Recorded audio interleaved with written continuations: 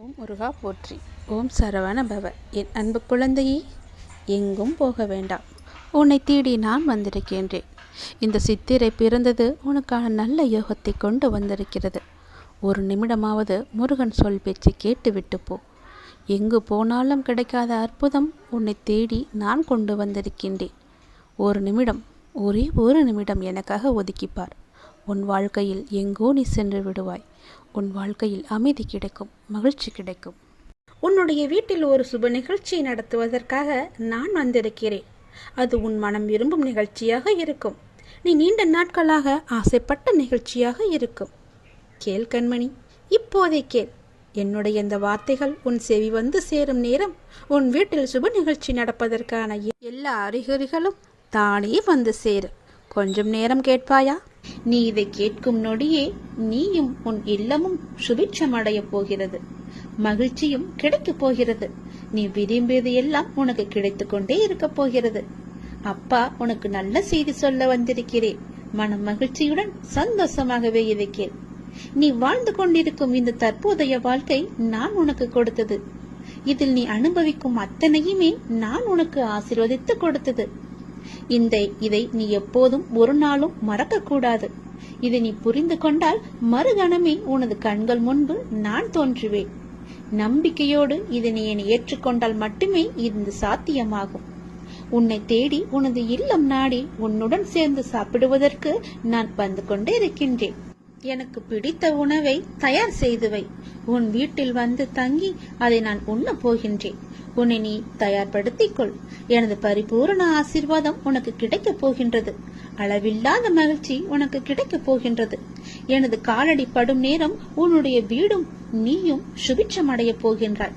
இதுவரை இல்லாத அளவு பெருமளவு இரட்டிப்பு மகிழ்ச்சியுடன் நீ சந்தோஷமாகவே வாழப் போகின்றாய்.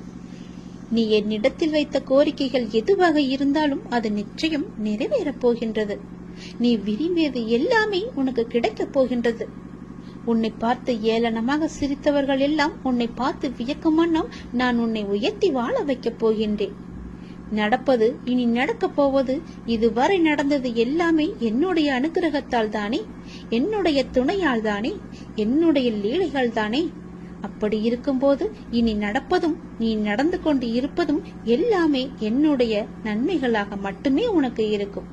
நடத்தியதும் நடத்த போவதும் நீ நடப்பவை அனைத்துமே நன்மை தருவதாக மட்டுமே இருக்கும். நம்பிக்கை உன்னிடத்தில் தொடங்கும் போது உன்னை நோக்கி துன்பம் வரவே செய்யாது. என் மீதான நம்பிக்கையை நீ வலுப்படுத்த அந்த துன்பமானது உன்னை கண்டு ஓடோடிவிடும். நீ எப்போதெல்லாம் என் நாமத்தை நீ சொல்லிக் கொண்டே இருக்கின்றாயோ, நம்பிக்கையோடு என்னை நினைத்து உன் வீட்டில் தெய்வம் ஏற்றுகிறாயோ, அந்த நொடியே உன் வீடு சுபிட்சமடையும். என் காலடி உன் வீட்டில் பட்டவுடனே உனக்கான நல்ல நல்ல மாறுதல்கள் எல்லாம் ஒன்றின் பின் ஒன்றாக நடக்கத் தொடங்கும். உன் வீடு முழுவதும் தீப ஒளியாக நான் காட்சி தருவேன். உன் வீடு சுபிட்சமடைய நான் உன் இல்லத்திலேயே தங்கப் போகிறேன். உன் வீடு எப்பொழுதும் தெய்வ கடாட்சம் நிறைந்ததாகவே இருக்கப் போகிறது. நீ கேட்ட செல்வங்களுடன் உன் இல்லத்தில் வந்து நான் தங்கப் போகிறேன். எனக்காக உணவு பரிமாற நீ தயாராக இரு. எனக்கு வேண்டிய உணவை சமைத்து வை. நான் வந்து சாப்பிடுகிறேன். எல்லாமே உனக்கு நல்லதாகவே நடக்கும். உன்னுடைய காரியங்கள் அனைத்தும் வெற்றி பெறும். உன் துயரங்கள், உன்னுடைய வியாதிகள், உன் கடன் சுமைகள் அனைத்தும் உன்னை விட்டு விலகப் போகின்றது. கூடிய விரைவில் நீ விரும்பும் எண்ணங்கள் நிறைவேறப் போகிறது. செல்வம் பெருகப் போகிறது. உனது வளர்ச்சியையும் நீ மகிழ்ச்சியாக இருப்பதையும் பார்ப்பதற்கு நான் உன்னோடு உன் வீட்டிற்கே வரப்போகின்றேன். துயரங்களின் தாக்கத்தை தாங்க முடியவில்லை என்று புலம்பிக் கொண்டிருக்கின்றாய். உன் பாரதத்தின் பெரும் பகுதியை நான் சுமந்து கொண்டிருக்கின்றேன். உன்னை நான் எந்த நேரத்திலுமே கைவிட எண்ணியதே கிடையாது. உனக்காக நிழலாக என்றும் உனக்காக நீ செல்லும் இடமெல்லாம் ஏதாவது ஒரு ரூபத்தில் நான் உன்னை துணையாக வந்து காப்பாற்றிக் கொண்டே இருக்கின்றேன். மனதையும் வாக்கையும் செயலையும் ஒருமுகப்படுத்தி நேர்மையாகவும் முள்ள பூர்வமாகவும் நீ செயல்படுத்த பழகிக்கொள். அவ்வாறு நீ உன் வாழ்வில் செயல்பட துவங்கினால் உன்னுடைய துக்கங்கள் அனைத்துமே ஒரு முடிவுக்கு வந்துவிடும். அனைத்து துன்பங்களும் விலகிவிடும். உன் வாழ்க்கையில் என்ன நடந்தாலும் உனது நன்மைக்காக மட்டுமே நான் நடத்துகிறேன் என்பதை நம்பு. என் குழந்தையாக நீ எதற்கும் எப்போதும் யாருக்காகவும் நீ பயப்பட வேண்டாம். எல்லாமே நீ விரும்பியது போலவே நல்லதாகவே நடக்கும். இது உன் அம்மாவாக, அப்பாவாக, உன் குருவாக என்னுடைய சத்திய வாக்கு. இது எல்லா மங்களங்களும் உனக்கு விளைய போகின்றது. எந்த ஒரு சூழ்நிலையிலும் நீ கவலை மட்டும் நீ படக்கூடாது. எதிர்மறை எண்ணத்தை உன் மனதிற்குள்ளே கொண்டு வரக்கூடாது. எப்போதும் நீயும் உன் வீடும் நேர்மறையாகவே எப்பொழுதும் சூழ்ந்து இருக்கட்டும். நேர்மறையை மட்டுமே உனக்குள்ளும் உன் வீட்டிற்குள்ளும் கொண்டு வா. தன்னை நாடி வருபவர்களிடம் எந்த வித்தியாசங்களையும் நான் ஏற்ற இறக்கங்களையும் நான் பார்க்க மாட்டேன். தன் சன்னதியை அடைந்து கண்மூடி நம்பிக்கையுடன் பிரார்த்தனை செய்பவர்கள் மேல் தன்னுடைய பேரருளை நான் வியாபிக்க செய்கின்றேன். இன்றைய தினம் என்னுடைய பேரருளை நீ பெற்று வாழ்வாங்கு வாழப்போகின்றாய். சந்தோஷங்கள் பொங்க நான் உன்னை ஆசீர்வதிக்கின்றேன். என்னை சரணாகதி அடைந்தவர்கள் துன்பத்தில் விழும் தருவாயில் கூட அவரது கை கொடுத்து நான் தூக்கி விடுகிறேன். கைபிடித்து எழுந்து என்னிடம் வந்து விட்டால் போதும், நான் அவர்களை பார்த்துக் கொள்வேன். நிச்சயம் உன்னுடைய எதிர்காலம் மிக சிறப்பானதாக மாற்றித்தர நான் உனக்கு சத்திய வாக்கு தருகிறேன். கடந்த காலத்தை நீ கடந்து வந்தால்தான் எதிர்காலம் உனக்கு கைகூடி வரும். நடந்து முடிந்தது அனைத்துமே பாடம். அதை மீண்டும் மீண்டும் நினைத்து கொண்டிருந்தால் கண் முன் இருக்கும் வாய்ப்பும் கண்ணுக்கு தெரியாது போய்விடும். நல்ல திசை, உனக்கு நல்லதே நடக்கும்.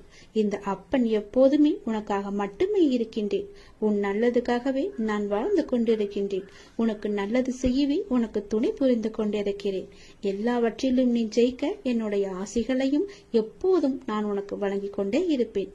நல்லது நடக்கும். இந்த பிரபஞ்சத்தில் நிலையானது என்று எதுவும் இல்லை. மாற்றங்கள் மட்டுமே மாறாதவை. தினமும் நம் கண்களுக்கு தெரிந்தும் தெரியாமலும் எத்தனையோ மாற்றங்கள் நிகழ்ந்து கொண்டுதான் இருக்கின்றன. நம் வாழ்விலும் பல மாற்றங்கள் நிகழலாம். நீங்கள் மாற வேண்டும் என்று நினைப்பது இன்றே கூட மாறலாம். ஆகவே நம்பிக்கையை இழக்காதே. நமது சூழ்நிலைகள் நிரந்தரமில்லை. தோல்விகளும் நிரந்தரமில்லை. கஷ்டங்களும் நிரந்தரமில்லை. உன் கடன் பிரச்சனைகளும் நிரந்தரமில்லை. இன்றைய நிலை நிரந்தரமில்லை. அவமானங்கள் எதுவும் நிரந்தரமில்லை.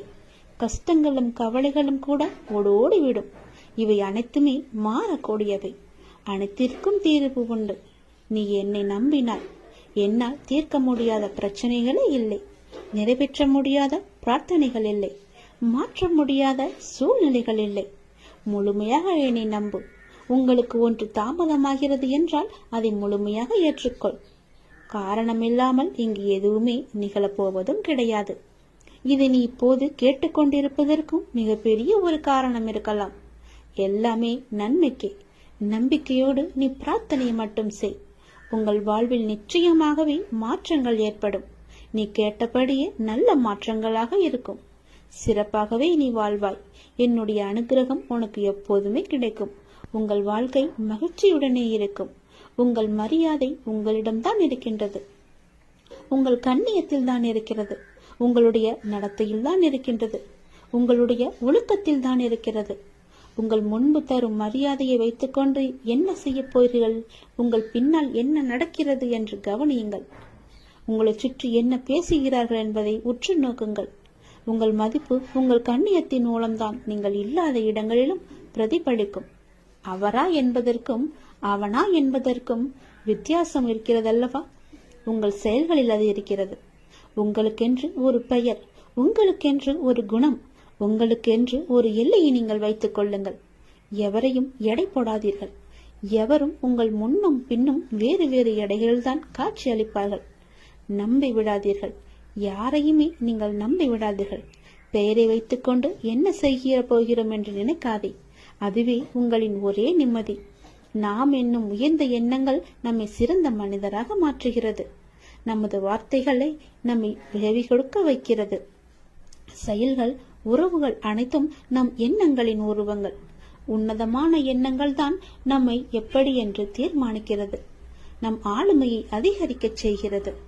எண்ணங்களின் உன்னதத்தன்மையால் பரமமான இந்த உலகில் வசிக்கும் இறைவனை நம் மனம் அடைகின்றது. அவரது அருகாமையை ஆன்மாவின் அனைத்து தேவைகளையுமே பூர்த்தி செய்கிறது. தப்பிக்க முயற்சி செய்யும் போது சூழ்நிலைகளின் கடினம் அதிகரிக்கின்றன. நாம் அதை எதிர்கொள்ள துணிந்தால் சூழ்நிலைகள் பணிந்து சாதகமாக மாறிவிடும். ஆனால் ஆன்மீக மனோபாவம் மிகவுமே அவசியம். இறை நினைவால் உருவாகும் தைரியம் உண்மைக்கு வெற்றியை முழு பரிசாகவே தரும். அதனால் இதை நினைவால் எப்போதுமே இறைவனுடன் நாம் ஐக்கியமாகுவது போல அவர் மீது முழுமையான நம்பிக்கை கொண்டு ஒவ்வொரு செயலையுமே நாம் செய்து வந்தால் நிச்சயம் வெற்றி நமக்கு பரிசாக வரும். எண்ணங்கள் தான் நமது எதிர்காலத்தை தீர்மானிப்பதில் மிக பெரிய பணி செய்கின்றன. ஒருவரை பற்றி நமக்கு ஏற்படும் நல்ல சிந்தனையோ கெட்ட சிந்தனையோ அவரை தீர்மானிப்பதில்லை, நம்மையே தீர்மானிக்கின்றன. எனவே வாழ்க்கையில் வெற்றி பெற விரும்புகிறவர் என்றும் எப்போதும் எல்லா நேர்மறையான சிந்தனையையே நாம் வளர்த்துக் கொள்ள வேண்டும். அப்படி இருந்தால் நமக்கு எதிர்ப்புறம் இருப்பவரும் வளர்வார், நாமும் வளர்ந்து எல்லோரும் போல நன்றாகவே இருப்போம். நிம்மதி நம்முடன் எப்போதுமே நிலைத்திருக்கும். குழந்தையே, ஒருவர் வியாபாரம் செய்ய முடிவெடுத்து தன்னுடைய குருவை நோக்கி சென்றார். செய்யலாமா வேண்டாமா என்று தீர்மானிப்பதற்காக அவரிடம் கேட்பதற்காக சென்றார். தம்முடைய ஊருக்கு வந்த சன்னியாசி ஒருவரை சென்று சந்தித்து தனது நிலைமையை சொல்லி புலம்பினான் ஒரு வியாபாரி. நீ வியாபாரம் செய்ய வேண்டும் என்று முடிவு செய்தது தவறல்ல, என்ன வியாபாரம் செய்ய வேண்டும் என்று முடிவு செய்ததுதான் தவறு. மக்களுக்கு எது அன்றாடம் தேவைப்படுகிறதோ, எது வாங்க தீர்ந்து போகின்றதோ அதை நீ வியாபாரம் செய். உன் பிரச்சனை முடிவுக்கு வரும். நான் வடக்கே யாத்திரை செல்கின்றேன். 2 மாதங்களில் திரும்ப வருவேன். அப்போது வந்து என்னை மீண்டும் பார் என்று ஆசை கூறிவிட்டு சென்று விட்டார். இவனுக்கு அப்போதுதான் உண்மை புரிந்தது. மக்களின் தேவையை அறிந்து கொள்ளாமல் நமக்கு சுலபமாக இருக்கிறது என்று நாம் முடிவு செய்து இத்தனை நாள் வியாபாரம் செய்து வந்தோம். அதனால் தான் தோல்வியும் ஏற்பட்டது என்று உணர்ந்து கொண்டான். தொடர்ந்து தனது மனைவி மற்றும் நலம் விரும்பிகளுடன் ஆலோசித்து அந்த ஊரில் ஒரு காய்கறி கடையை திறந்தான். பக்கத்து ஊர்களுக்கு சென்று காய்கனி வகைகளை வாங்கி வந்து தனது கடையில் நியாயமான விலைக்கு விற்றான். இதைத் தொடர்ந்து வியாபாரம் சூடுபிடிக்க ஆரம்பித்தது. அவனுக்கு வாடிக்கையாளர்களோ பெருகினர். துறவியின் வாக்கு பழித்ததை எண்ணி அவன் மகிழ்ச்சி அடைந்தான். அவருக்கு மானசீகமாக நன்றியும் கூறினான். இந்த நிலையில் இவனது வியாபாரத்தை பற்றி கேள்விப்பட்ட பக்கத்து ஊர் செல்வந்தர் ஒருவர் இவனது கடைக்கு எதிரே இருந்த ஒரு காலி நிலத்தை வாங்கி அந்த இடத்தில் மிக பிரம்மாண்டமான கட்டிடம் ஒன்றை கட்ட ஆரம்பித்தார். தனது கடைக்கு எதிரே புதிய கட்டிடம் ஒன்று கட்டப்படுவதை பார்த்த இவன் என்ன ஏது என்று விசாரித்த போது மிக பெரிய பலசரக்கு கடை ஒன்று அங்கு வரப்போவதாகவும் அங்கு காய்கறி முதல் மளிகை சாமான்கள், வீட்டு உபயோகப் பொருட்கள் என அனைத்தும் கிடைக்கும் என்றும் கூறினார்கள். அதை கேட்ட இவனுக்கு அடி வயிறோ கலங்கியது. இத்தனை ஆண்டுகள் நஷ்டத்தில் வணிகம் செய்து வந்தோம். இப்போதுதான் ஓரளவு வியாபாரம் சூடு பிடிக்க ஆரம்பித்திருக்கிறது. இந்த நிலையில் இப்படி ஒரு போட்டியா? நான் என்ன செய்வேன் என்று தத்தளித்தான். இந்த கடை கட்டி முடிக்காவிட்டால் எல்லோரும் இதற்குதானே செல்வார்கள். என் கடையை யார் எட்டி பார்ப்பார்கள்? இறைவா, இது என்ன சோதனை என்று கலங்கி தவித்தான். இந்த நிலையில் அந்த சன்னியாசியும் தனது யாத்திரை முடித்து திரும்பினார். அவரிடம் சென்று நடந்ததை விளக்கி, நான் இப்போது என்ன செய்ய வேண்டும் என்றார். ஒன்றும் வேண்டாம், நான் சொல்வதை போலவே செய். தினமும் காலை உன் கடையை திறக்கும் போது இன்று எனக்கு வியாபாரம் நன்றாக நடக்க வேண்டும் என்று கடவுளை பிரார்த்தனை செய். அப்படியே எதிர்ப்புறமும் திரும்பி அந்த புதிய கடையிலும் நன்றாக வியாபாரம் நடக்க வேண்டும் என்று பிரார்த்தனை செய். ஒப்புக்காக பிரார்த்திக்காமல் மானசீகமாக அதை விரும்பு. நல்லதே நடக்கும் என்றார். என்ன இப்படி சொல்கிறீர்களே என்று அவரும் ஒரு நிமிடம் குழம்பி போனார். என்னது, எனது போட்டியாளரும் நன்றாக இருக்க வேண்டும், அவருக்கும் நன்கு வியாபாரம் நன்கு நடக்க வேண்டும் என்று பிரார்த்திப்பதா என்று கேட்டார். ஆமாம், நீ அவருக்கு கூறும் ஒவ்வொரு வாழ்த்தும் நல்ல எண்ணமும் உனக்கே பன்மடங்காக திரும்ப வரும். அதே போல அவருக்கு நீ தீமை நினைத்தால் அதுவும் உனக்கே திரும்ப வரும் என்றார். அதே போல அவர் எங்கேனும் சந்திக்க நேர்ந்தால் ஒரு போட்டியாளரை பார்ப்பது போல் பார்க்காது, ஒரு நண்பரை நலம் விரும்பியை பார்ப்பது போல பார்த்து ஒரு புன்னகை செய் என்றார். அந்த சன்னியாசி மீதும் அவரது வார்த்தைகள் மீதும் இவனுக்கு பெரும் மதிப்பு உண்டு என்பதால் அவள் கூறியதைப் போலவே தினமும் முழு மனத்துடன் தனக்காகவும் அந்த எதிர்கடைக்காரருக்காகவும் பிரார்த்தனை செய்து வந்தார். அந்த எதிர்கடைக்காரரை பார்க்கும் போதெல்லாம் புன்னகை செய்தும் வந்தார். இதன் பயனாக நாளடைவில் இருவரிடமும் ஒருவித நட்பு ஏற்பட்டுவிட தனது கடைக்கு காய்கறிகளை கொள்முதல் செய்யும் பொறுப்பை இவரிடம் விட்டுவிட்டார் அவர். விளைவு, இவனுக்கு பன்மடங்கு வியாபாரம் கிடைத்தது. நாளடைவில் இவன் கடையும் வளர்ந்து ஒரு மிகப்பெரிய காய்கறி சந்தையாகவே மாற்றிவிட்டான். ஒரு நேர்மறையான அணுகுமுறை, மனோபாவம் எந்த அளவு அவரது வாழ்க்கையை மாற்றியிருக்கிறது என்று பாருங்கள். நாம் இந்த உலகத்தில் தனியாக இல்லை. ஒவ்வொரு விஷயமும் ஒன்றுக்கொன்று பின்னி பிணிந்தவைதான். நமது தான் நமது எதிர்காலத்தை தீர்மானிப்பதில் மிக பெரிய பணி செய்கின்றன. ஒருவரை பற்றி நமக்கு ஏற்படும் நல்ல சிந்தனையோ கெட்ட சிந்தனையோ அவரை தீர்மானிப்பதில்லை, நம்மையே தீர்மானிக்கின்றன. எனவே வாழ்க்கையில் வெற்றி பெற விரும்புகிறவர் என்றும் எப்போதும் எல்லா நேர்மறையான சிந்தனையையே நாம் வளர்த்துக் கொள்ள வேண்டும். அப்படி இருந்தால் நமக்கு எதிர்ப்புறம் இருப்பவரும் வளர்வார், நாமும் வளர்ந்து எல்லோரும் போல நன்றாகவே இருப்போம். நிம்மதி நம்முடன் எப்போதுமே நிலைத்திருக்கும். உன் மீது எனக்கு இருக்கும் அன்பானது எல்லையே இல்லாதது. நீயே என்னை மறந்தாலும் நான் உன்னை மறக்க மாட்டேன். நீயே என்னை விட்டு விலகிச் சென்றாலும் நான் உன்னை விட்டு விலகிச் செல்லவே மாட்டேன். நீ எனக்கு எவ்வளவு முக்கியம் என்று எனக்கு மட்டும்தான் தெரியும். எப்பொழுது விட்டு கொடுக்க வேண்டும், எப்பொழுது பிடிவாதமாக இருக்க வேண்டும் என அறிந்து வாழ்வதும் ஒரு கலைதான். கவலைகளுக்கு பெரிதாக முக்கியத்துவம் கொடுக்கவில்லை என்கின்ற போது அதுவும் பெரிய அளவில் கஷ்டத்தை நமக்கு கொடுப்பதில்லை. அதை நீ புரிந்து கொள். கடந்த காலகட்டத்தில் தவறாக எடுத்த பல முடிவுகளின் விளைவுகள் தான் நிகழ்காலத்தில் நிதானமாக முடிவுகளை எடுக்க நமக்கு நிர்பந்திக்கும். அதை நீ யோசித்து வைத்துக்கொள். மன அமைதி வேண்டுமானால் எவருடைய வார்த்தைக்கும் நீ மறுத்து பேச வேண்டாம். அமைதியாக இருந்தாலே போதும்.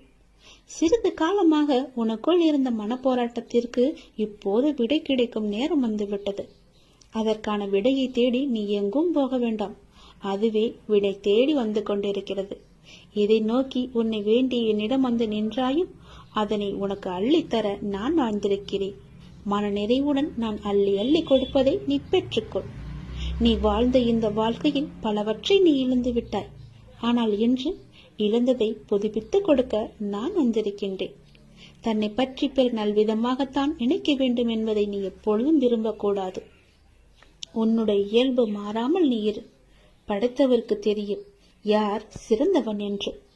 தனிமையில் அழுகை, காரணம் தெரியாத சோகம், நலமா என கேட்டால் கொட்டிவிட தயாராய் இருக்கும் கண்ணீர், அத்தனையிலிருந்தும் நான் உன்னை கண்டிப்பாக விடுவிப்பேன். நான் உனக்கு துணையாக இருக்கின்றேன். கதறி அழுதது எல்லாம் போதும். கதறி அளவும் முடியாமலும் கண்ணீரை அடக்க முடியாமலும் எதையோ நினைத்து சந்தேகத்தில் பயந்து கொண்டே இருக்கின்றாள். வீதியில் நீ கடந்து சென்ற பாதையை நான் நிச்சயம் அறிவேன். உனக்கான கள்ள காலம் நெருங்கிவிட்டது தங்கமே. விரைவில் உன் நலம் நிச்சயமும் கிடைக்கும். இழந்தது எதுவாக இருந்தாலும் அதை பற்றி நீ பயப்படாதே. அதை விட மிக பெரிதாகவே சிறந்ததாகவே பல மடங்கு நன்மையுடன் உனக்கு கிடைக்கும்படி நான் அருள் புரிகிறேன். நிச்சயம் கிடைக்கவும் செய்வேன். எதை பற்றியும் சிந்திக்காதே, நல்லது மட்டுமே நினை. உன் வாழ்வில் பல நல்ல நல்ல அற்புதங்கள் மாற்றங்கள் எல்லாம் நடக்கப் போகின்றது. என்னை சரணாகதி அடைந்தவர்கள் துன்பத்தில் விழும் தருவாயில் எனது 4 கரங்களையும் கொடுத்து அவனை மேலே எழச் செல்வேன். நான் அவனை முழுமையாக கண் இமை காப்பது போல காத்து கொண்டிருக்கிறேன். இந்த அப்பா நான் உனக்கு துணை இருக்கும் போது என்னை மீறி உன்னை எதுவுமே நெருங்காது. இறைவா, நடத்தியதும் நீ, நடத்தப் போவதும் நீ. இனி நடப்பவை அனைத்தும் நன்மையாக தருவதாக இருக்கட்டும் என்று நீ என்னிடம் கேட்டாய் அல்லவா? அது நடக்கப் போகிறது.